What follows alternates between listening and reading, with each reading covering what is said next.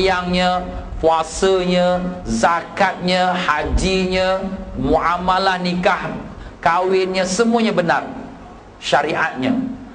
Jadi kalau sekira syariatnya yang zahir itu batal, tak sah, maka dia tidak dinamakan orang yang bertakwa dan tidak akan dia menjadi wali Allah. Jadi dalam prinsip kita beramal syariat yang zahir ini, imam-imam Ahlus Sunnah wal Jamaah kita telah mempersetujui sah amalan kita itu kalau kita berpandukan kepada salah satu daripada mazhab Ahlus Sunnah yang 4, iaitu Imam Syafi'i, Imam Maliki, Imam Hanafi dan Imam Hambali rahimahumullah. Semoga Allah merahmati sekalian mereka itu. Jadi kalau kita mengamalkan salah satu pada mazhab mereka untuk dalam solat kita, dalam puasa kita, dalam nikah kahwin kita dan seterusnya, maka sahlah syariatnya, maka dia memenuhi takwa pada zahirnya, pada zahir. Dan demikian juga takwa itu bukan hanya pada zahir saja, takwa itu juga ialah pada batin. Sebab Allah SWT tidak melihat seseorang itu hanya pada zahir, Allah juga melihat kepada batinnya. Sebagaimana dalam sebuah hadis Nabi sallallahu alaihi wasallam bersabda, "Innallaha la yanzuru ila suwarikum wa amwalikum, walakinnallaha yanzuru ila qulubikum wa a'malikum." Sesungguhnya Allah tidak melihat kepada rupa bentuk kamu dan harta benda kamu, tapi Allah melihat kepada hati-hati kamu dan amalan-amalan kamu. Jadi kalau amalan kita bersandarkan pada perkara yang zahir, mestilah memenuhi pada syariat yang benar, maka hati kita juga mesti ada takwa pada yang batin, iaitu benar pada tasawufnya. Kenapa pula Ustaz sebut tasawuf? Sebab pelajaran tasawuf itulah pelajaran dalam membicarakan penyucian hati, untuk nak membuang sifat riak, ujub, megah, sombong, takabur, hasad, dengki, tamak, haloba. Itu semua adalah penyakit-penyakit hati yang wajib dibuang dan dihiaskan dengan sifat ikhlas, reda, syukur, sabar, tawaduk, cinta pada Allah, cinta pada Rasul, zuhud, hidup berqanaah, dan semua sifat-sifat yang mulia. Dan semua sifat-sifat yang tersebut itu dibicarakan dengan luas dan dalam pelajaran tasawuf. Kalau kita buka kitab fikih, kita tak jumpa dalam membicarakan perihal riya, ujub, sum'ah. Dia hanya bicara tentang sah, batal sembahyang itu, rukun sembahyang, sunat-sunat dalam sembahyang dan seumpamanya. Kalau kita buka dalam kitab akidah atau kitab tauhid, dia juga tidak membicarakan tentang perihal riya, ujub, sum'ah, ikhlas, tawaduk, syukur, sabar. Sebab dia hanya membicarakan tentang rukun iman yang 6 perkara, sifatnya wajib bagi Allah, sifatnya mustahil, sifatnya wajib bagi Rasul, sifatnya mustahilnya, dan beriman pada malaikat dan sifat-sifatnya, dan beriman pada kitab-kitab yang diturunkan, dan sampailah beriman pada hari kiamat. Tak ada yang disebutkan tentang masalah-masalah sifat-sifat hati. Jadi pelajaran manakah yang ada menyebut tentang pelajaran sifat-sifat hati? Tak lain dan tak bukan ialah pelajaran tasawuf. Jadi kalau sekiranya orang yang dinamakan orang yang bertakwa, kalau dia tidak mengamalkan akan sifat tasawuf ini untuk menyucikan batinnya, maka tidak tercapai dia takwa pada batin, maka tak tercapailah dia bertakwa, maka tidaklah dia tu memenuhi syarat untuk menjadi sebagai seorang wali Allah. Jadi tuan-tuan dan puan-puan rahimakumullah, kita orang yang beriman, kita hendak menjadi orang yang dikasihi Allah, dan kita pun kasih kepada Allah. Maka pastikan diri kita memenuhi 3 ciri ini. Akidah kita hendaklah akidah Ahlus Sunnah wal Jamaah. Fikih kita, syariat kita hendaklah salah satu daripada 4 mazhab yang sudah diterima oleh dunia Islam, Ahlus Sunnah wal Jamaah. dan tasawuf kita, hendaklah kita daripada orang yang mempelajarinya dan mengamalkan tasawuf.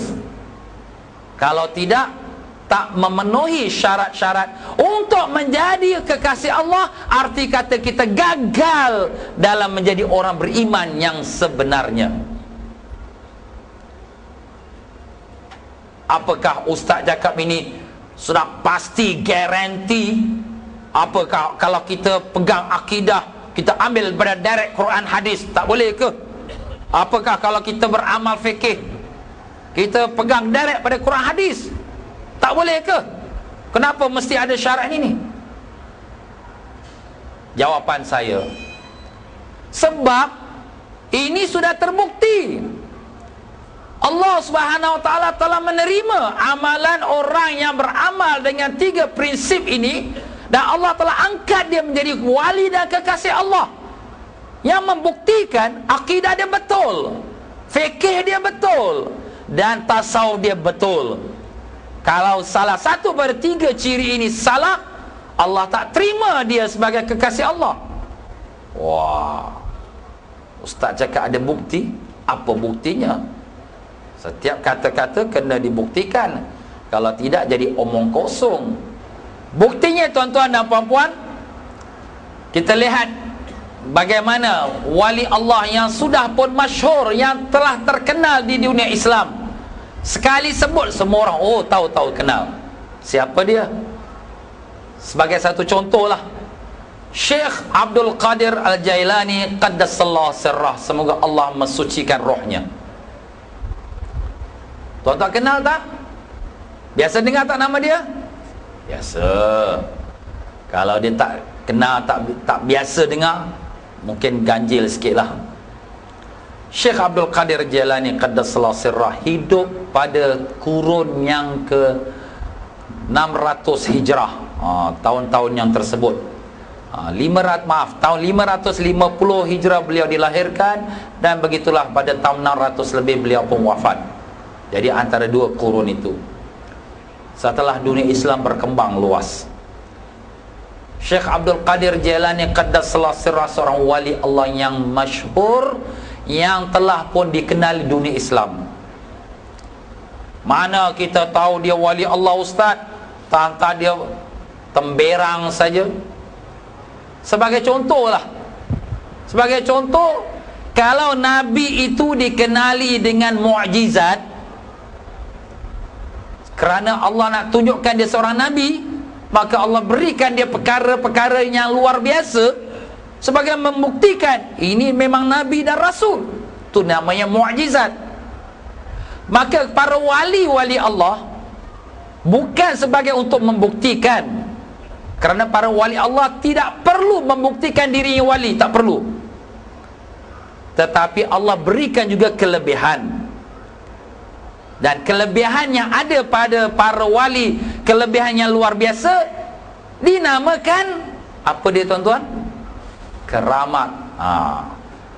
Keramah. Jadi kelebihan.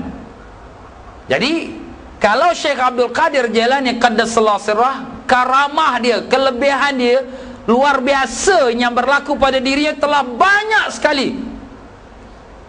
Seumpama beliau berjalan atas udara, ya, beliau berjalan di tengah-tengah air, jalan atas air. Jadi kalaulah sekiranya perkara yang pelik-pelik ni, kalau datang daripada seorang kekasih Allah yang solih, yang taat, dinamakan iaitu karamah. Tapi kalau datang daripada orang yang maksiat, yang derhaka pada Allah, atau orang kafir yang tak beriman pada Allah, dinamakan sihir. Maka kalaulah sekiranya kelebihan yang ada pada Syekh Abdul Qadir Jailani Qaddasallahu sirrah itu kita tolak dia, bukan karamah ni, maka artinya kita mengatakan itu sihir. Kalau kita kata itu sihir, makna Syekh Abdul Qadir Jailani ini bukan orang Islam, dia orang kafir. Sebab orang sihir ni orang kafir. Nah, siapa pula nak tuduh dia kafir? Siapa berani tuduh Syekh Abdul Qadir Jailani kafir? Hei, berat tu. Sedangkan alim-alim ulama yang ada pada zaman beliau telah menerima beliau sebagai seorang ulama yang besar, sebagai seorang kekasih Allah. Dah bahkan muridnya yang dia mengajar, maaf tuan-tuan, bukan macam kita, muridnya dia mengajar alim ulama. Tak kurang pada 70,000 orang datang belajar dengan beliau. Sampai tak muat di kota Baghdad, buat di tepi kota Baghdad di padang pasir. Hebatnya, Masya Allah, kelebihan Allah beri kepada beliau. Bukan dia nak minta bangga, tidak. Dan ulama yang, salah satu ulama yang sangat mengkritik tentang amalan-amalan tasawuf dan sebagainya, tetapi dalam masalah Syekh Abdul Qadir Jalani, beliau sendiri telah memberikan sebagai satu kata-kata yang menyokong. Dan ulama itu bernama Syekh Ibn Taymiyah.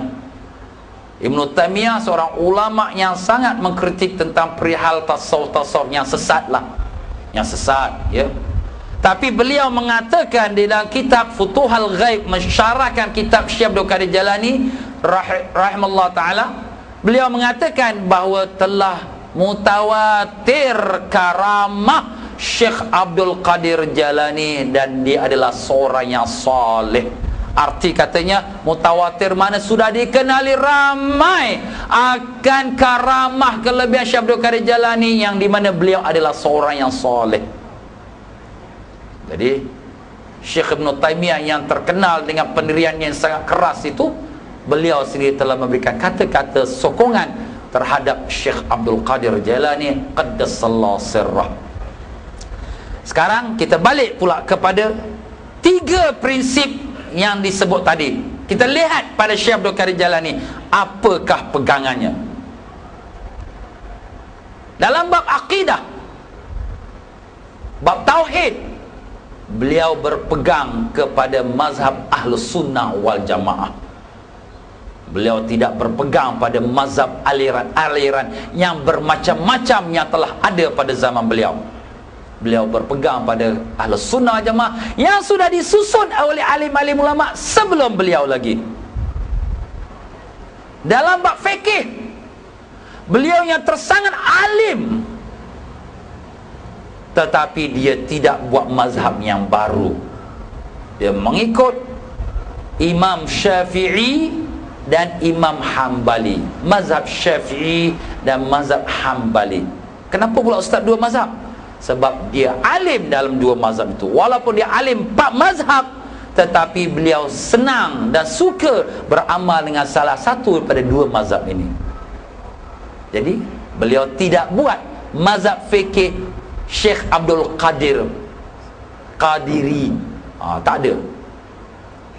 Dan dalam bab tasawuf, beliau sendiri yang mengamalkan tasawuf, bahkan beramalkan tariqah, dan bahkan mengasaskan tariqah yang semua kita sudah kenali, tariqah Al-Qadiriyah. Kenapa nama tariqah itu Qadiriyah? Kerana mengambil pada namanya Abdul Qadir. Andai kata akidahnya songsang, tak betul, ini ke ulama-ulama je, tak ambil Quran hadis, atau fikihnya tak betul, apa nak ikut ulama-ulama Syafi'i, Maliki, Hanafi, Hambali, ini semua manusia, kita ambil Quran direct pada hadis. Kalau tasawufnya sesat, atau dikatakan sesat, tarekat-tarekatnya sesat, seperti yang dikatakan oleh kebanyakan orang-orang yang belum sampai kepada pengetahuan Islam yang betul, maka Syekh Abdul Qadir Jalani tidak akan menjadi wali Allah.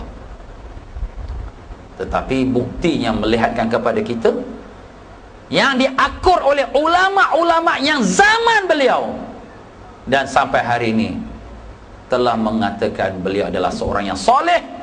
Bahkan karamah dia membuktikan akan dia itu sebagai seorang kekasih Allah, bahkan bukan sebagai wali yang biasa saja, bahkan dikenali sebagai Sultanul Aulia, sultan raja sekalian wali pada zamannya. Ya tuan-tuan dan puan-puan, jadi kalau kita